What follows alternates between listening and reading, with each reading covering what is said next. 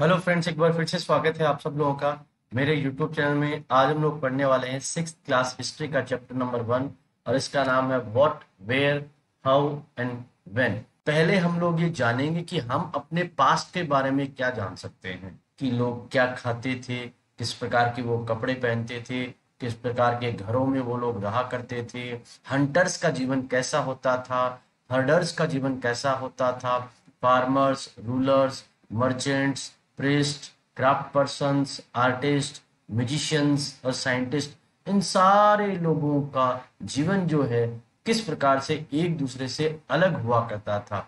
उस समय के बच्चे किस प्रकार के गेम्स खेला करते थे, किस प्रकार की कहानियां सुना करते थे, किस प्रकार के प्लेज वो देखा करते थे और कैसे वो गाने गाया करते थे। पहले हम लोग जानेंगे कि लोग कहाँ रहते थे। तो आप देख सकते हैं कि नर्मदा रिवर जो है वो इंडिया के बीचों बीच में आपको दिखाई दे रही है। यहाँ पे रेड सर्किल में लोग जो है इस नदी के किनारे रहा करते थे कई हजारों सालों तक। और जो सबसे अर्लीस्ट पीपल हमें जिनके बारे में पता है वो बहुत ही कुशल गैदरर्स थे। गैदरर्स यानी कुछ चीजों को इकट्ठा करने वाले लोग। वो अपने भोजन को इकट्ठा किया करते थे और उसी के साथ साथ में उन्हें आसपास के प्लांट्स के बारे में, फॉरेस्ट के बारे में, रूट्स के बारे में, फ्रूट्स के बारे में और भी फॉरेस्ट में जो बहुत सारी चीजें मिलती है उन सारे चीजों के बारे में बहुत अधिक जानकारियां थी। और वो लोग जानवरों का शिकार भी किया करते थे। अब आप देख सकते हैं कि यहाँ पे किरतार हिल्स और सुलेमान हिल्स जो है वो भी आपको दिखाई दे रही है रेड सर्किल में। ये कुछ ऐसे एरियाज हैं जहाँ पे मैन और वुमेन ने सबसे पहले क्रॉप्स को ग्रो करना शुरू किया। और यहाँ पे सबसे पहले जो क्रॉप्स लगाई गई थी वो थी व्हीट और बार्ले, जो कि लगभग आज से 8000 ईयर्स एगो पहले लगाई गई थी। और यहाँ पे कुछ लोगों ने जानवरों को रियर करना यानी पालना भी शुरू किया। और वो जो जानवर थे वो थे शीप, गोट, कैटल और भी अन्य प्रकार के कई जानवर हुआ करते थे। और ये गांव में ही रहा करते थे। सर्किल के द्वारा आप लोग गैरो हिल्स को देख पा रहे हैं और इसी के साथ साथ में सर्किल के द्वारा आप विंध्यास को भी देख पा रहे हैं। ये कुछ ऐसे एरिया थे जहां पे भी एग्रीकल्चर डेवलप हुआ था। और उसी के साथ साथ में पहली बार में विंध्यास का जो नॉर्थ का इलाका है वहां पे राइस को ग्रो किया गया था। इसके बाद में हम लोग इंडस नदी और इसकी ट्रिब्यूटरीज में बताऊंगा कि नदी की जो छोटी छोटी शाखाएं पानी की निकलती है उसे उसकी ट्रिब्यूटरीज कहा जाता है। तो उनको हम लोग लोकेट करने वाले हैं। अब यहाँ देख सकते हैं सर्किल्स में यहाँ इंडस रिवर और उसकी जो ट्रिब्यूटरीज है वो हमें आराम से दिखाई दे रही है। लगभग 4700 ईयर्स एगो की ये बात है। यहाँ पे इन नदियों के किनारे पे सबसे पहले जो सिटीज थी वो फ्लरिश हुई थी। और उसके बाद में लगभग 2500 ईयर्स एगो सिटीज डेवलप हुई, जो कि गंगा और इसकी ट्रिब्यूटरीज पे हमें देखने को मिलती है। उसी के साथ साथ में समुद्र के किनारे पे भी हमें देखने को मिली थी। आप आसानी से सर्किल के द्वारा गंगा और इसकी ट्रिब्यूटरी सन को देख सकते हैं। एंशियंट टाइम्स की अगर बात करें तो यहाँ पे जो गंगा के साउथ का जो इलाका है वहां पे मगध हुआ करता था जो बिहार में होता था। इनके रूलर्स बहुत अधिक पावरफुल हुआ करते थे। उन्होंने बहुत बड़े किंगडम की स्थापना की। हमारे देश की अगर बात करें तो हमारे देश के एक हिस्से से अन्य हिस्से तक लोगों ने बहुत अधिक लंबी यात्राएं की थी। हिल्स और हाई माउंटेन्स जो थे जिनमें हिमालयाज, डेजर्ट्स, रिवर्स और सीज है, इनके कारण से ये जो जर्नीज है वो बहुत खतरनाक हो गई थी। लेकिन ये इम्पॉसिबल कभी भी नहीं रही।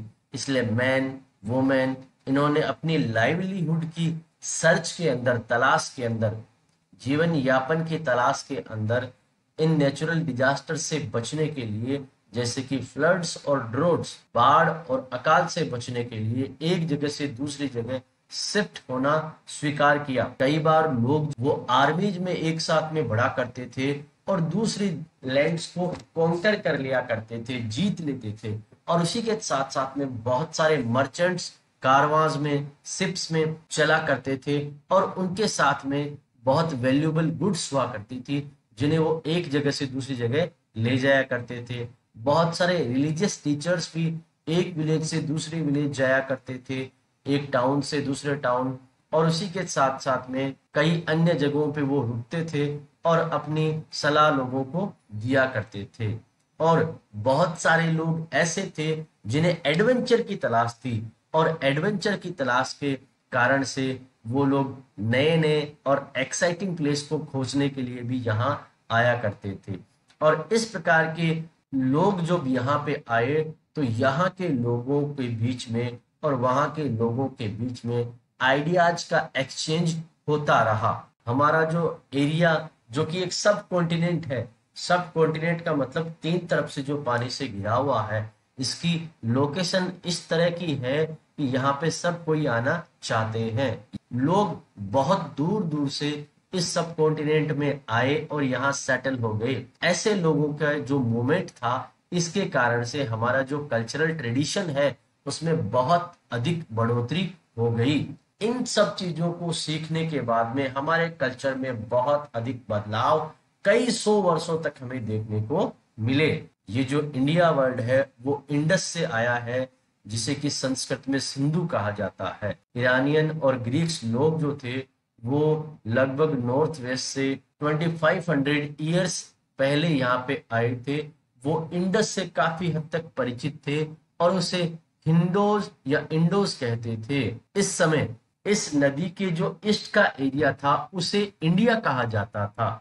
और उसके बाद में भारत नाम जो था वो एक ऐसे लोगों के समूह के लिए काम में लिया जाता था जो यहाँ पे नॉर्थ वेस्ट में रहा करते थे। और उनके बारे में हमें ऋग्वेद, जो कि संस्कृत में हमारा एक बहुत प्राचीन ग्रंथ है, जो कि लगभग 3500 ईयर्स पहले लिखा गया है, उसमें भी इनका वर्णन हमें देखने को मिलता है। और बाद में इसी नाम को, हमारे देश को, हमारे पास्ट को जानने के बहुत सारे तरीके हैं। उनमें से एक है बुक्स को पढ़ना, जो कि बहुत पहले लिखी गई थी। इनमें से कुछ मैन्युस्क्रिप्ट थी। मैन्युस्क्रिप्ट का मतलब होता है जो मैन के हैंड के द्वारा लिखी गई हो। मेन्यू का मतलब होता है हैंड, स्क्रिप्ट का मतलब कोई भी चीज लिखी हुई।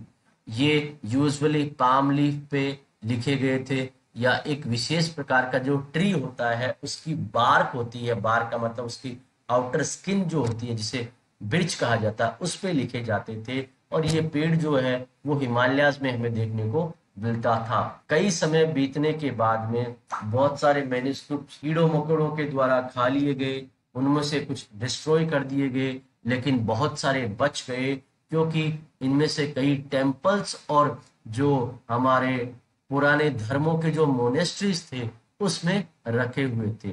इन बुक्स में हमारे अलग अलग सब्जेक्ट्स के बारे में काफी नॉलेज है, जिनमें हमारे रिलीजियस बिलीफ के बारे में, हमारी रिलीजियस प्रैक्टिसेस के बारे में, हमारे किंग्स के लाइफ्स के बारे में, मेडिसिन्स के बारे में, साइंस के बारे में हमें देखने को मिलता है। इसी के साथ साथ में बहुत सारे हमारे एपिक्स, पोइम्स और प्लेज थे, उनसे भी हमारे इतिहास के बारे में हमें बहुत सारी जानकारियां मिलती है।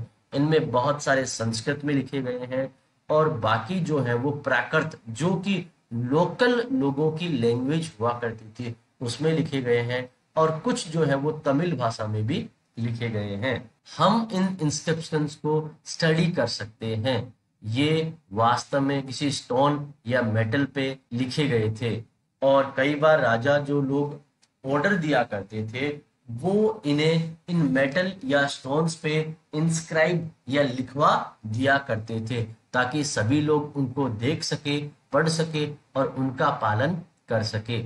और बहुत प्रकार के इंस्क्रिप्शंस हमें देखने को मिलते हैं, जिनमें मैन, वुमेन, किंग, क्वींस अपनी इंस्ट्रक्शन को रिकॉर्ड किया करते थे।